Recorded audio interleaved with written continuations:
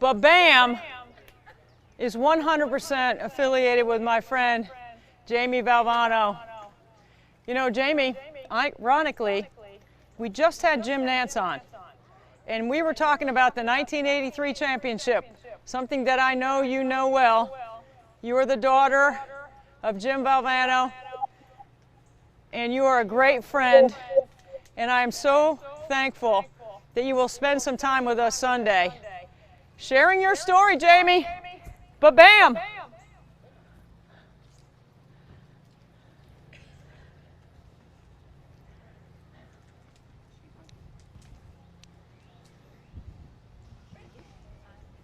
Did she freeze? Oh, there you are. I don't know. Now I got you. Yes, I've been cheering you on from North Carolina. Awesome. Jamie, thank you. Thank you so much for being with us. I would love for you to share your message this morning. You have so many different incredible, inspiring things that you've experienced that you can share with our group today. And I'm going to give it to you. Yeah, and I'm going to give you a little ba-bam, which inspired me today. Thank you, Debbie. You know, this morning I woke up and I was so nervous thinking about joining you because for some reason I thought I was going to have to do free throws. And as Debbie knows, I have no athletic ability whatsoever.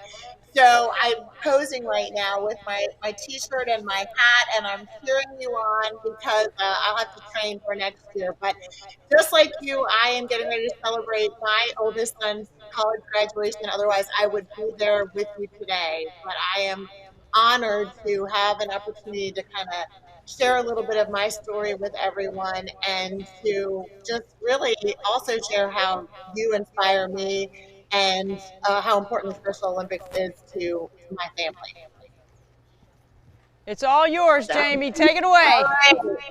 Awesome. Well, you know, as Debbie has shared, we have so much in common, and I think probably the first thing that our, you know, families both are enormous North Carolina State fans of the athletic department, as well as I'm a graduate of NC State, and so that was kind of our first connection. And Debbie and my older sister Nicole, who is the athlete of the family, they just had a fast friendship. And little did I know that years later that our friendship was going to blossom and it was going to be such an important part of my story as well. But you know, sports, I think, has just this ability to bond so many of us together.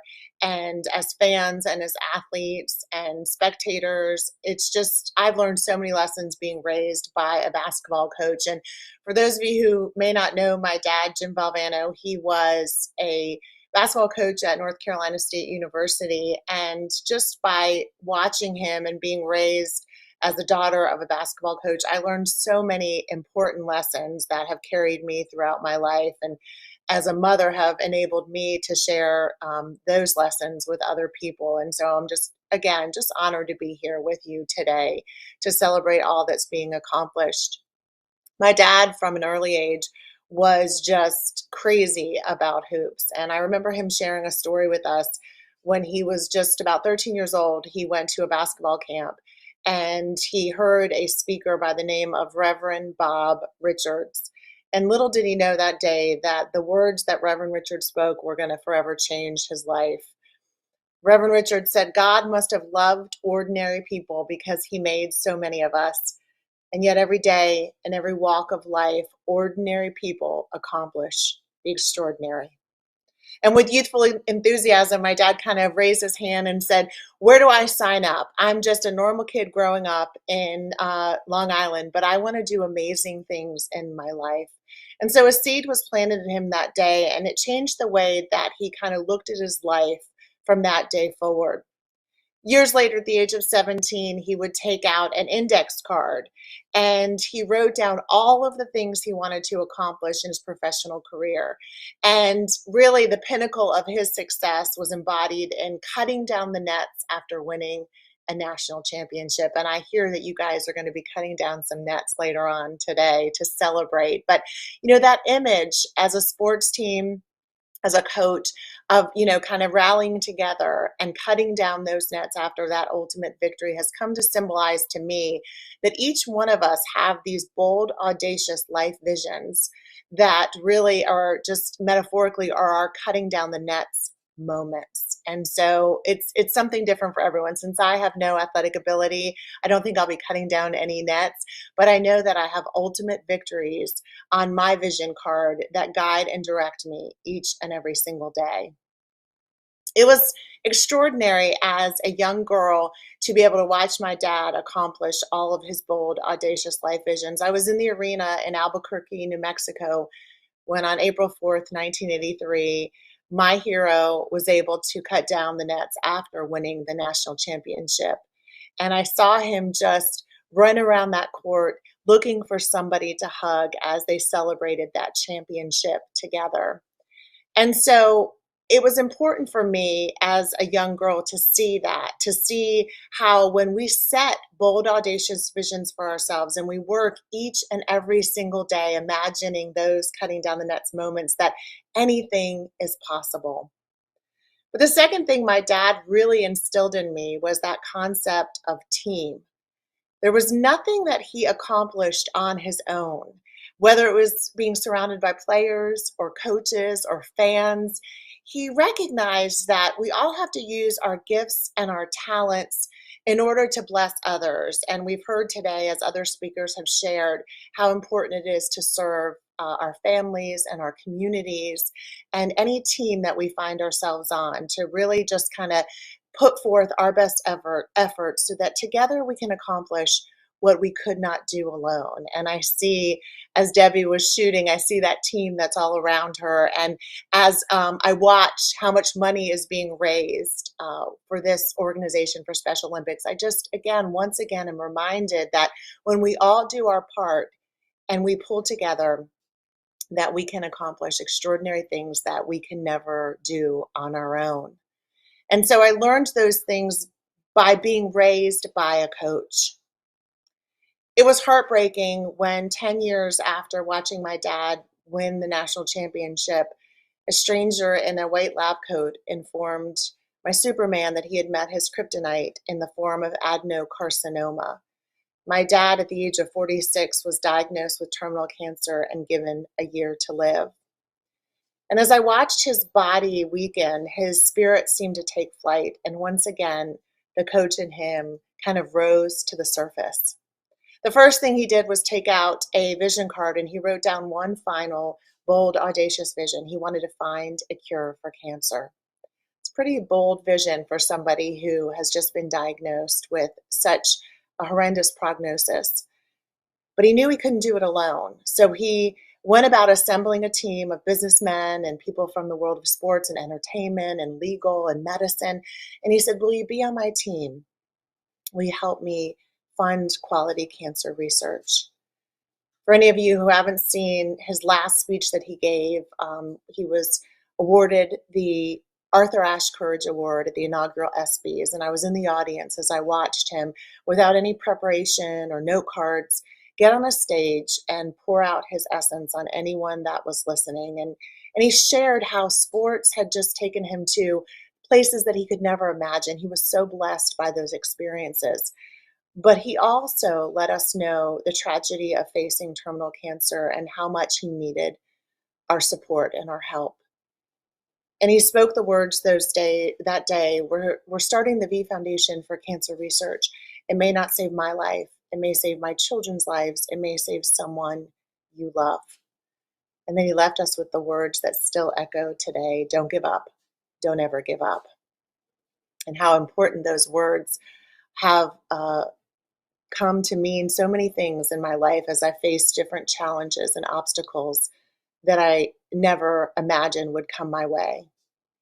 It was hard losing my dad and having to say goodbye to him because he was such a light and he had so much energy and humor. And it was certainly difficult when, at the age of 33, I myself was diagnosed with a genetic form of breast cancer.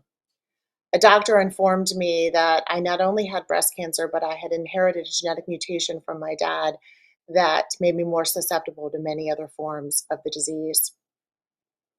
I wish I could tell you that, like my dad, I kind of rallied and was just that, that motivator, and that I didn't give up. But the truth is that on my own, I really just, gosh, it was just such a hard diagnosis. The only person that I knew who had suffered this and had this gene was my dad, and I had seen how he had ended. And so I remember just kind of throwing up my hands and giving up and realizing that I was going to throw in the towel. And I was sitting at the kitchen table one day during my cancer treatment, and because my eyes were closed, and I just kind of was wishing that all of this would end. And I heard my dad's voice, and he whispered to me, "We're starting the V Foundation for Cancer Research.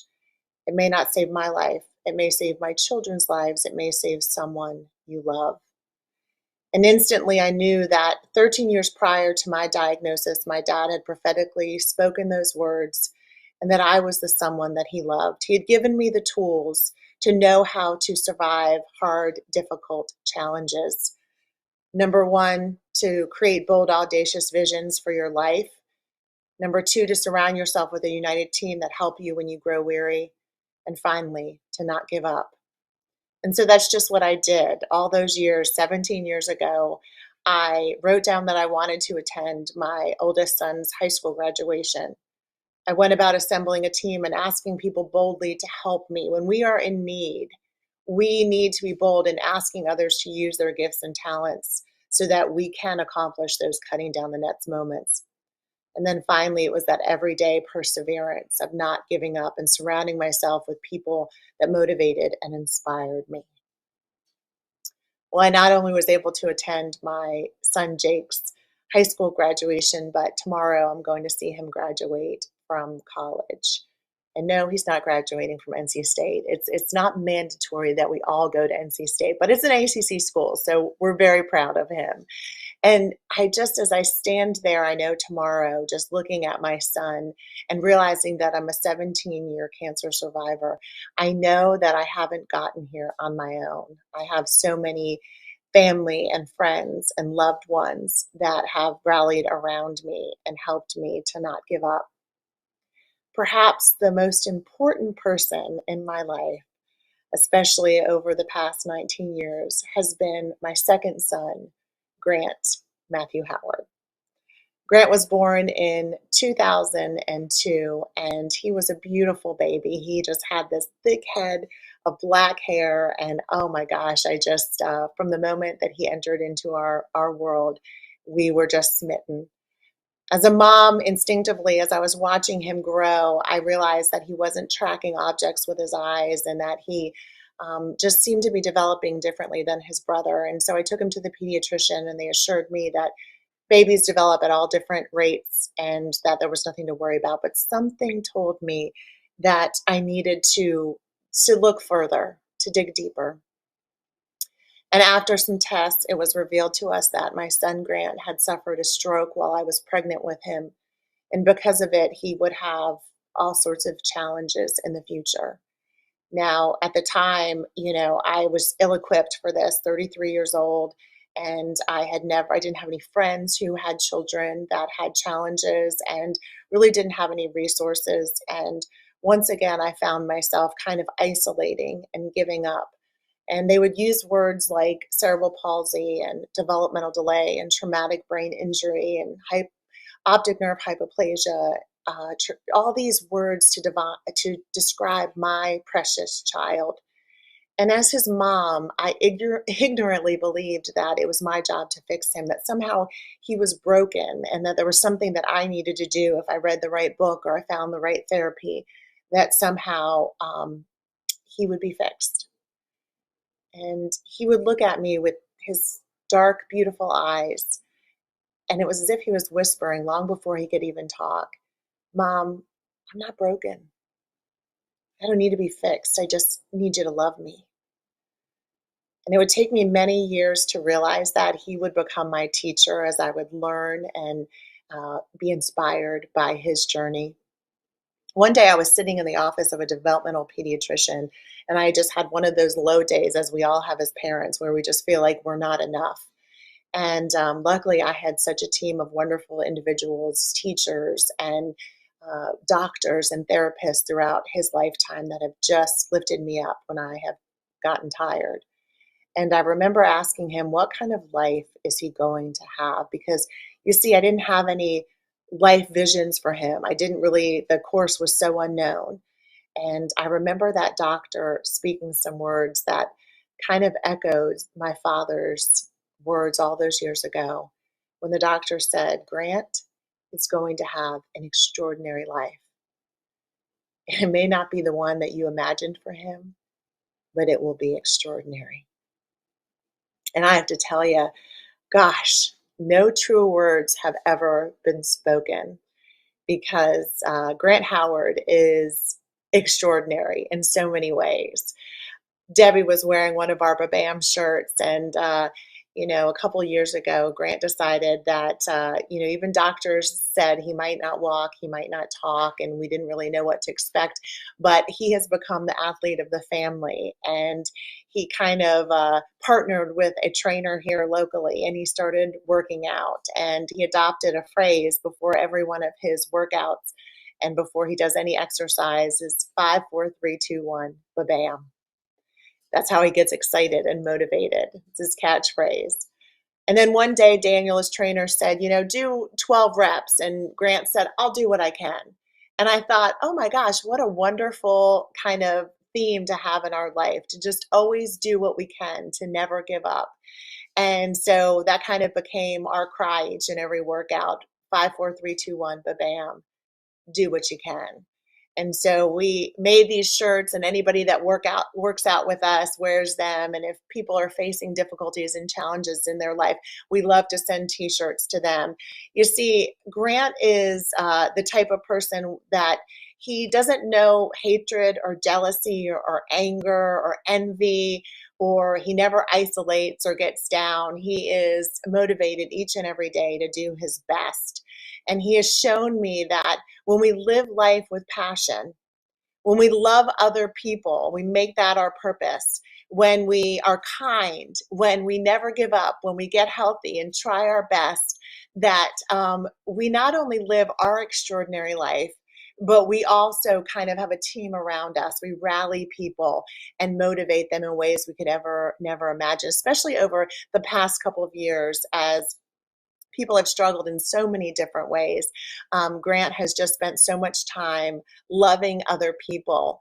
And one of the things that I adore to see him do is participate in the Special Olympics. It is so important. And Debbie and so many of the guests have talked about how they just, he loves to compete. He definitely has that Jim Valvano gene in him, but it's not about winning. It's about cheering on the other people that participate with him.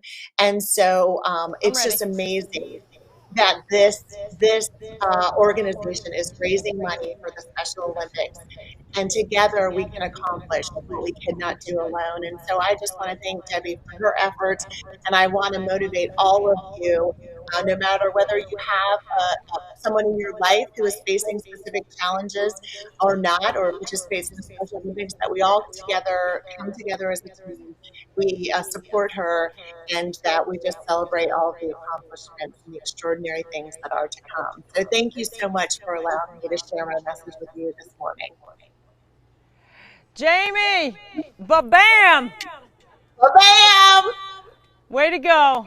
I'm so grateful for your time. Thank you for sharing that important story about so many different things that resonate with all of us, especially on this day where we're trying to raise as much money as we can for Special Olympics. So thank you for lending your time on this really busy weekend. I just went through graduation myself with Frankie, so I know how challenging it can be.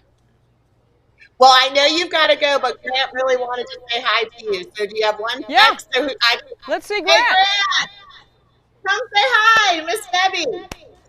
We've been cheering. Now, next year, Grant needs to be there because he is the free throw shooter of the family. So he might need to come next year and be a part of this. Bring it on, Jamie. Tell Grant he better practice. Are you coming to say hi? He said, don't mind just if he does. He's ready. I was scared. Look at what Miss Debbie's wearing, Grant. You are going to flip out when you see what she's got on. Look at this. Debbie. Come sit down. Grant, Wow. check it out, She's dude. Wow. I love it. That's I love amazing. you. Check this out, That man. is You inspired me. I made 100 free throws because I was wearing this shirt. That's awesome. Are we going to keep cheering her on? Yes, I'm going to cheer Miss Debbie on. Okay, we got one thing to say. 5, 4, 3, 2, 1. Bam. But bam! Yep. We love you. We love you. Jamie, love you. Love Thank you. See you soon. See ya. You're the best. Grant, have a great day, dude.